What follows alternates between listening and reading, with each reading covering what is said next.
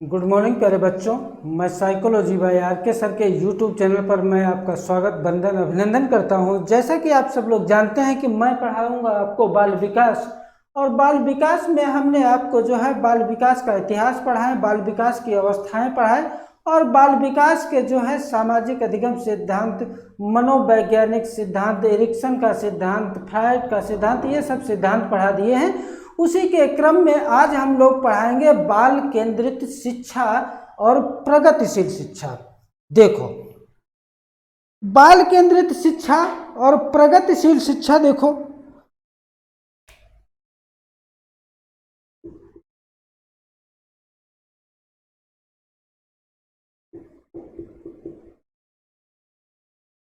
बाल केंद्रित शिक्षा यानी चाइल्ड सेंटर एजुकेशन और प्रगतिशील शिक्षा यानी प्रोग्रेसिव एजुकेशन।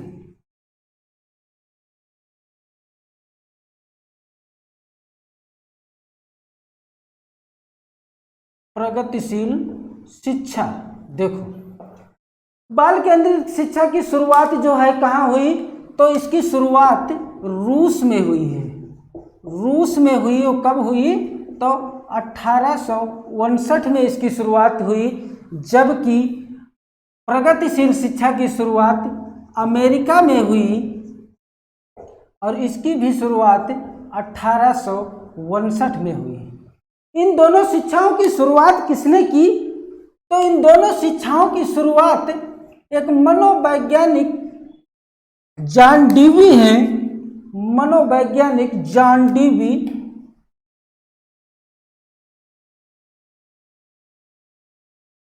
मनोवैज्ञानिक जॉन डीवी ने इन शिक्षाओं की शुरुआत की है। प्रगतिशील शिक्षा की शुरुआत अमेरिका में की जॉन डीवी ने, और बाल केंद्रित शिक्षा की शुरुआत रूस में की। किसने की, तो जॉन डीवी ने की। जॉन डीवी ने अपनी पढ़ाई जो की, अपनी पढ़ाई वो ब्रोमेंट विश्वविद्यालय में की, ब्रोमेंट विश्वविद्यालय में की, और पीएचडी इन्होंने हॉकिंस विश्वविद्यालय से की। ये क्वेश्चन एक बार पूछा गया कि जो है जॉन डीवी ने पीएचडी किस विश्वविद्यालय से की थी, तो हॉकिंस विश्वविद्यालय से जो है की। जॉन डीवी की कुछ पुस्तकें हैं, वो पुस्तकें देखो, जॉन डीवी की कौन कौन सी पुस्तकें हैं, महत्वपूर्ण पुस्तकें हैं। देखो, पहली पुस्तक इनकी है एजुकेशन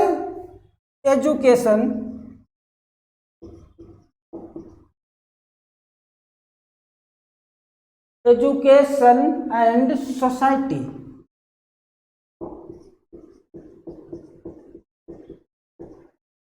एजुकेशन एंड सोसाइटी। दूसरी पुस्तक है school of tomorrow, school of tomorrow. तीसरी पुस्तक इनकी है the school and the child, the school and the child. और चौथी इनकी पुस्तक है democracy and education, democracy and education. ये जो है जॉन डीवी की मुख्यतः 4 पुस्तकें हैं, और ये एग्जाम में आपको बहुत कंफ्यूजन करती हैं और बहुत बार यहाँ से पूछी जाती है।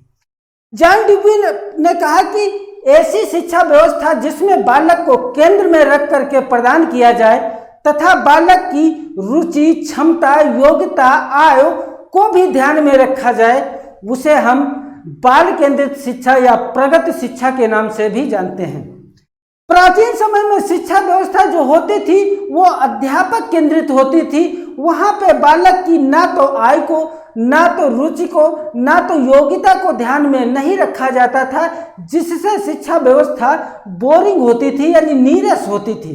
जैसे गुरुकुल शिक्षा व्यवस्था, गुरुकुल शिक्षा व्यवस्था में बालक की ना तो आय को जो है ध्यान में रखा जाता है, ना तो योग्यता को ध्यान में रखा जाता है, ना तो उसकी उम्र को ध्यान में रखा जाता है, ना उसकी आवश्यकताओं, उसकी समस्याओं को जाना जाता है। केवल अध्यापक आया और जो है किताब निकाला और पाठ जो है पढ़ाना शुरू किया और 4 पेज पाठ पढ़ा दिया और उसके बाद कहा कि कल ये जो है पाठ आप याद करके आइएगा, और डंडा के बूथ पे जो है, डंडा के इशारे पे जो है बच्चों को रटने पर बल देता था। वो शिक्षा व्यवस्था नीरस होती थी, बोरिंग होती थी। भारत में इस शिक्षा व्यवस्था का सुझाव किसने दिया? तो भारत में इस शिक्षा की शुरुआत भारतीय मनोवैज्ञानिक गिज्जू भाई बधेका ने दिया। गिज्जू भाई बधेका कहाँ के रहने वाले थे? तो गुजरात के रहने वाले थे। गिज्जू भाई बधेका ने इसकी शुरुआत कहाँ से की? तो कलकत्ता विश्वविद्यालय में एक सेंटर खोला और उसी सेंटर से जो है भारत में जो है बाल केंद्रित शिक्षा और प्रगतिशील शिक्षा की शुरुआत की। गिज्जू भाई ने कहा कि बालक को केंद्र में रखा जाए, उसकी आवश्यकताओं को जाना जाए और उसकी आवश्यकताओं को जान करके उसे पूरा किया जाए। इसीलिए गिज्जू भाई बधेका को मूंछों वाली माँ के नाम से भी जाना जाता है, क्योंकि इन्होंने बालक की आय, रुचि, योग्यता इतना बालकों को प्यार दिया। जिसे ये पुरुष थे तो पुरुषों की ये पहचान होती है कि उनके मूंछें होती हैं, और ये पुरुष थे लेकिन माँ से ज्यादा इन्होंने बच्चों को प्यार दिया, इसलिए इन्हें मूंछों वाली माँ के नाम से भी जाना जाता है। पूछा जाए कि गिज्जू भाई बधेका कहाँ के निवासी थे? तो ये गुजरात के निवासी थे। कहीं कहीं बधेका होता है, कहीं कहीं पर बधोका होता है, तो इसलिए ये दोनों शब्द याद रखिएगा, कोई बहुत ज्यादा कंफ्यूजन वाला नहीं है। बाल केंद्रित की शिक्षा में बालक की हस्तपरक गतिविधियों को भी अधिक महत्व दिया जाता है, इसलिए इस शिक्षा व्यवस्था को प्रजातांत्रिक शिक्षा व्यवस्था के नाम से भी जाना जाता है। बाल केंद्रित शिक्षा व्यवस्था में जॉन डेवी ने बताया कि शिक्षा में बालक को पूरी स्वतंत्रता दिया जाना चाहिए। क्या पढ़ाया जाना है, कैसे पढ़ाया जाना है, कितना पढ़ाया जाना है, कहाँ पढ़ाया जाना है और कौन सा विषय पढ़ाया जाना है, ये सब बालक निर्धारित करेंगे। और जब ये सब बालक निर्धारित करेंगे तो ऐसे विद्यालय को लैब विद्यालय के नाम से जाना जाता है। जॉन डेवी का एक कथन है, देखो जॉन डेवी का कथन है कि शिक्षा बालक के लिए है, शिक्षा बालक के लिए है, बालक शिक्षा के लिए नहीं, शिक्षा के लिए नहीं। ये कथन पूछा जाता है कि जो है ये किसका कथन है? तो ये जॉन डेवी का कथन है। और जॉन डेवी ने, जैसे कहा नहीं जाता है कि कवि जो होता है वो गागर में सागर भर देता है, ऐसे ही बहुत कम शब्दों में और बहुत बड़ी बात कही कि शिक्षा बालक के लिए है और बालक शिक्षा के लिए नहीं। यानी शिक्षा व्यवस्था जो बनी है वो बालक के लिए ही बनी है, लेकिन बालक शिक्षा के लिए नहीं बना है। बहुत कम शब्दों में और बहुत बड़ी बात जो है जॉन डेवी ने कही। जॉन डेवी ने 1894 में जो है शिकागो में एक जो है विश्वविद्यालय, शिकागो में जो है द्वितीय और बृहत में प्रथम जो है मनोविज्ञानशाला की स्थापना की है। शिकागो किस लिए फेमस हुआ तो आप सब लोग जानते हैं कि स्वामी विवेकानंद ने जो है अपना कंटिन्यू भाषण देने के लिए जो है शिकागो में जो है फेमस हुए थे। इस शिक्षा का उद्देश्य क्या है, आधार क्या है? तो देखो इसका उद्देश्य और आधार क्या है। उद्देश्य या आधार, इस शिक्षा का उद्देश्य या आधार क्या है? तो पहला इसका उद्देश्य यह है कि छात्रों में सहयोग की भावना को विकसित करना।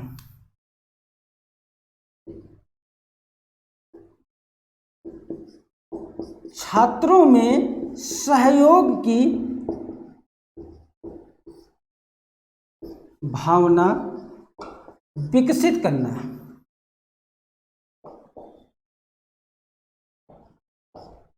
दूसरा इसका उद्देश्य है स्वतंत्र रूप से कार्य करने के लिए जागृत करना, स्वतंत्र रूप से कार्य करने के लिए जागृत करना, जागृत करना। तीसरा उद्देश्य है बालक में चौमुखी विकास करना, बालक में चौमुखी विकास करना। चौथा उद्देश्य है इसका शारीरिक दंड की प्रक्रिया को बहिष्कृत करना,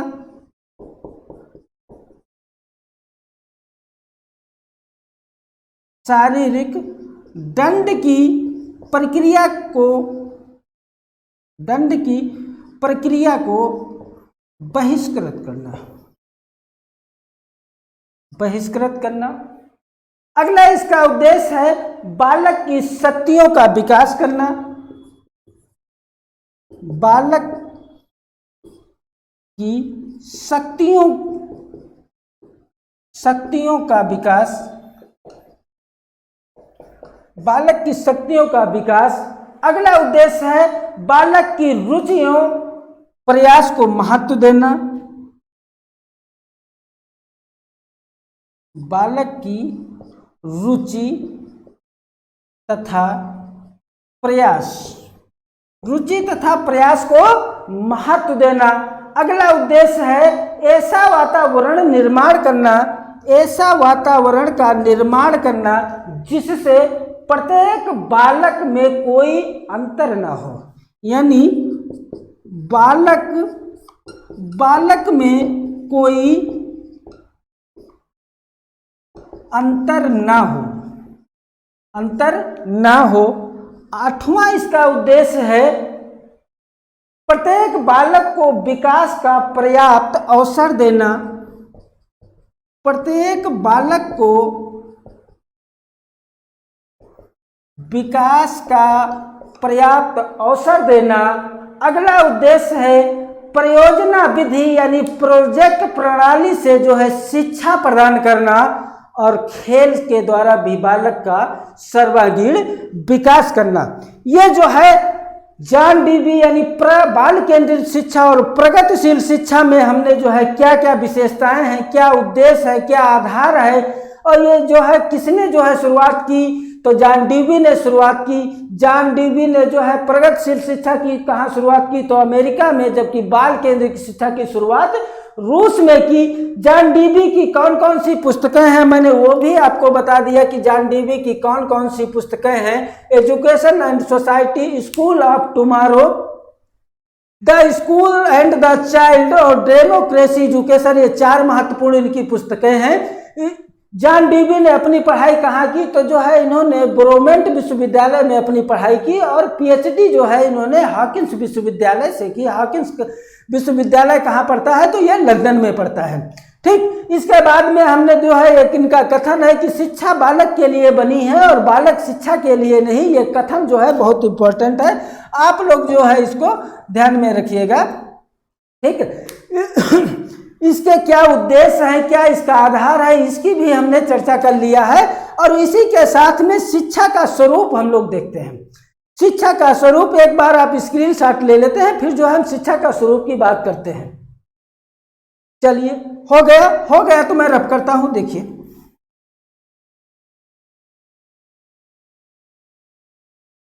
शिक्षा का स्वरूप,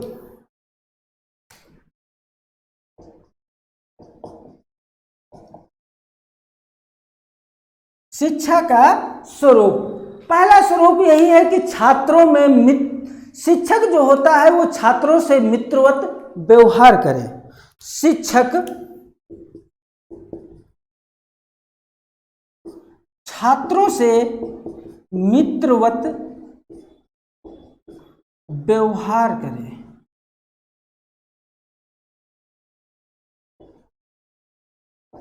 आपने देखा कि शिक्षक छात्रों से मित्रवत व्यवहार करेगा तो जो है बालक जो होते हैं वो जो है अपनी समस्या को केवल जो है अपने मित्रों से ही शेयर करते हैं। अगर जो शिक्षक छात्रों से मित्रवत व्यवहार करेगा तो जो है बालक अपनी समस्या को शिक्षक से आसानी से बता सकते हैं।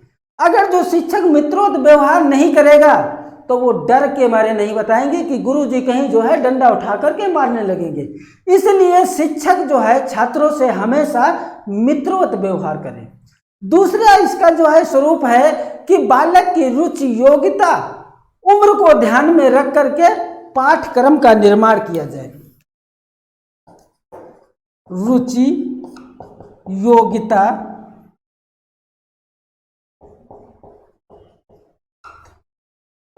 को ध्यान में रखकर पाठ्यक्रम का निर्माण।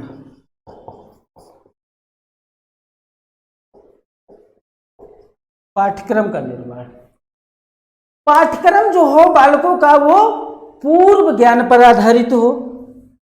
पाठ्यक्रम पूर्व ज्ञान पर आधारित हो, पूर्व ज्ञान पर आधारित हो।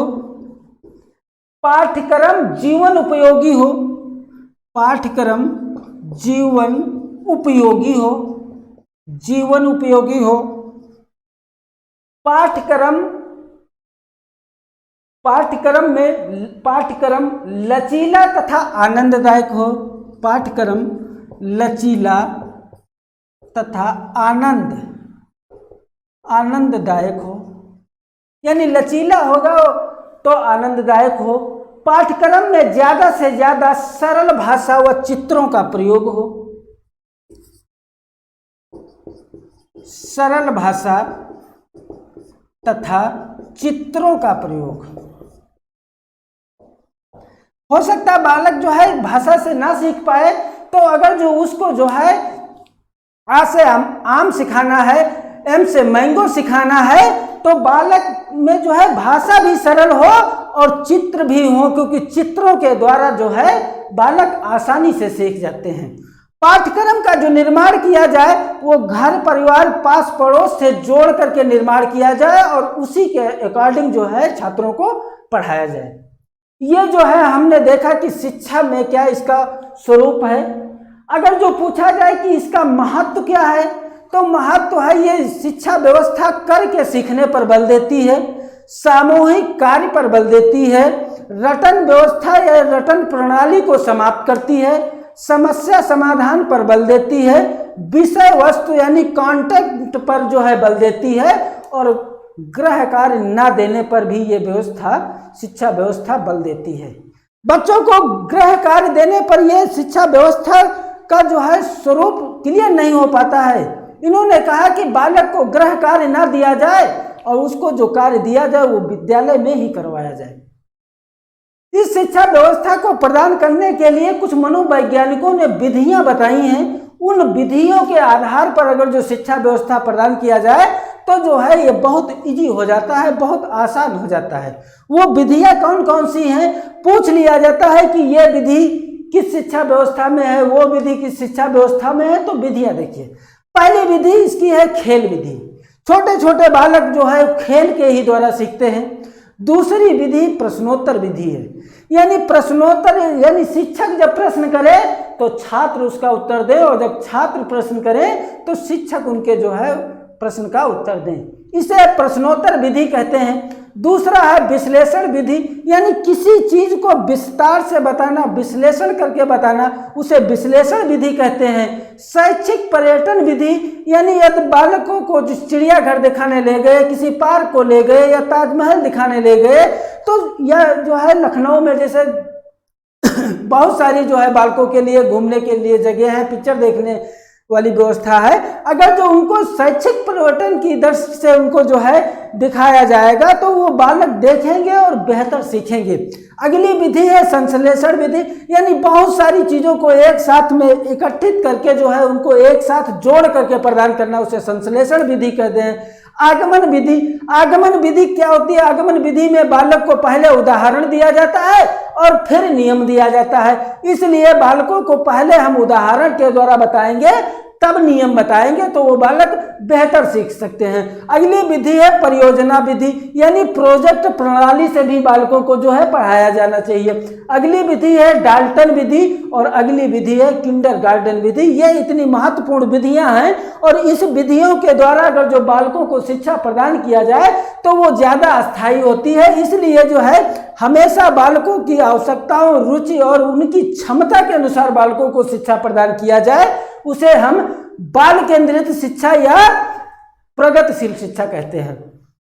फिर से एक बार देख लो कि बाल केंद्रित शिक्षा की शुरुआत रूस में हुई, जबकि प्रगतिशील शिक्षा की शुरुआत अमेरिका में हुई। और किसने की? तो जॉन डीवी ने की। जॉन डीवी की मैंने पुस्तकें बता दिया, इनका जो है क्या उद्देश्य है, क्या आधार है, ये भी बता दिया। और भारत में बाल केंद्रित शिक्षा की शुरुआत किसने की? तो गिज्जू भाई बधेका ने की। और गिज्जू भाई बधेका कहाँ के निवासी थे? तो गुजरात के निवासी थे। इन्होंने कलकत्ता विश्वविद्यालय में बाल केंद्रित शिक्षा का केंद्र स्थापित किया। अब वो विश्वविद्यालय था तो वहाँ पे छोटे छोटे बालकों को शिक्षा तो नहीं प्रदान की जा सकती थी, लेकिन उसका एक केंद्र स्थापित किया। उसी केंद्र से जो है चारों तरफ जो है शिक्षा का प्रचार प्रसार जो है प्रारंभ हो गया।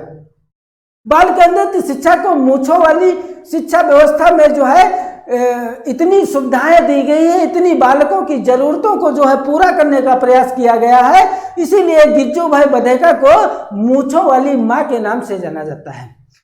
जॉन डीवी ने बताया कि क्या पढ़ाया जाना है, कितना पढ़ाया जाना है, कैसे पढ़ाया जाना है, कौन सा विषय पढ़ाया जाना है और कब पढ़ाया जाना है, ये सब जो है बालक निर्धारित करेंगे।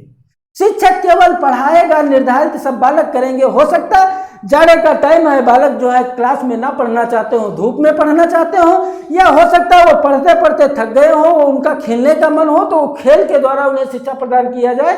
इसलिए क्या पढ़ाया जाना है, कितना पढ़ाया जाना है, कैसे पढ़ाया जाना है, ये सब बालक निर्धारित करेंगे। और ऐसे विद्यालय को जॉन डीवी ने लैब विद्यालय के नाम से कहा है। पूछा जाता है लैब विद्यालय की शुरुआत किसने की? तो जॉन डीवी ने की। जॉन डीवी का एक कथन है, बालक शिक्षा के लिए बना है, शिक्षा बालक के लिए बनी है, जबकि बालक शिक्षा के लिए नहीं बना है। इसी के साथ आप घर पे रहिए, स्वस्थ रहें, मस्त रहें और जो है सरकार के द्वारा लगाए गए नियमों का पूर्ण रूप से पालन करते रहें। और मैं बेहतर से बेहतर जो है आपको वीडियो प्रोवाइड करवा रहा हूं। और सिर्फ आप जो है मेरे वीडियो को देखते हैं, अगर जो आप पसंद आती है तो इसे लाइक करें, शेयर करें, सब्सक्राइब करें, क्योंकि एक आपका लाइक हम लोगों के लिए गुरु दक्षिणा के समान होता है। और बेहतर से बेहतर जो है वीडियो बनाने की हम लोगों को प्रेरणा मिलती है। इसलिए आप जो है मेरे चैनल को सब्सक्राइब और लाइक अवश्य करें। Thank you all of you.